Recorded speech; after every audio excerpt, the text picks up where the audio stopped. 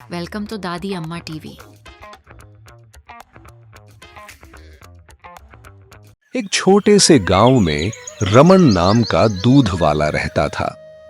रमन अपने मेहनती स्वभाव और ईमानदारी के लिए जाना जाता था। उसकी गायें हमेशा स्वस्थ और दूध से भरपूर होती थीं। हर सुबह वह अपनी साइकिल पर दूध के डिब्बे लादकर गांव के हर घर दूध पहुंचाने जाता था।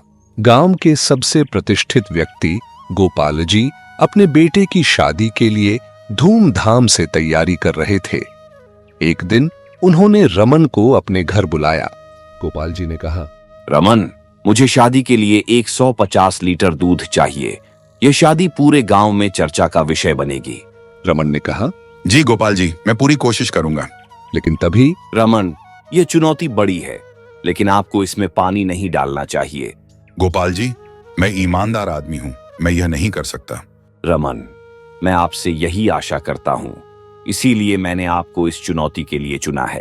रात जब रमन चिंता में डूबा हुआ था, दरवाजे पर दस्तक हुई। उसने देखा कि एक अजनबी महिला जो एक लंबी चादर में लिपटी हुई थी, खड़ी है। महिला ने कहा, रमन, मुझे पता है कि तुम्हें 150 लीटर दूध चाहिए, लेकिन क्या तुम साहस करोगे उस जंगल में जाने का जहां तुम्हें कुछ गायें मिल सकती हैं? रमन अचंभित था। उसने सुना था कि जंगल में जंगली जानवर और खतरनाक रास्ते हैं, लेकिन उसने ठान लिया कि वह यह जोखिम उठाएगा। रमन ने कहा, अगर यह सच्चाई के रास्ते पर चलने के लिए जरूरी है तो मैं जाऊंगा। रमन ने सुबह सुबह अपनी साइकिल पर दूध इकट्ठा करने का सफर शुरू किया। एक गांव से दूसरे गांव जाता, लेकिन कई किसानों के पास पहले से ही आदेश थे। दिन के अंत तक रमन केवल 50 लीटर दूध ही इकट्ठा कर पाया। रमन ने कहा, अब भी 100 लीटर की कमी है, भगवान ही कुछ मदद करेंगे। थका हुआ रमन अपने गांव लौट रहा था। तभी रास्ते में उसने एक बूढ़े व्यक्ति को देखा। बूढ़े आदमी ने कहा, बेटा, मुझे बहुत प्यास लगी है, क्या तुम्हारे पास पानी है? रमन ने कहा, मेरे पास पानी तो नहीं है, लेकिन मैं आपको एक गिलास दूध दे सकता हूँ। रमन ने अपने डिब्बे से एक गिलास दूध निकाला और बूढ़े व्यक्ति को दिया। बूढ़े व्यक्ति ने दूध पी लिया और आशीर्वाद दिया। बूढ़े आदमी ने कहा, तुम्हारी ईमानदारी और दया ने मुझे प्रभावित किया है। भगवान तुम्हारी मदद करेंगे। रमन ने धन्यवाद कहा और वापस गांव की ओर चल पड़ा। घर पहुंचकर रमन ने गाय से दूध निकालने की कोशिश की। गाय ने दूध देना शुरू किया और रुकने का नाम नहीं लिया। रमन ने कहा, यह कैसे संभव है? मेरी गाय इतना दूध कैसे दे सकती है? गाय ने लगातार दूध दिया और रमन ने सारे बर्तन भर दिए। जब 150 लीटर दूध पूरा हो गया तो गाय ने दूध देना बंद कर दिया। रमन ने कहा, यह भगवान का चमत्कार है, लेकिन मैं लालच नहीं करूंगा। जो जरूरी है उतना ही लूंगा।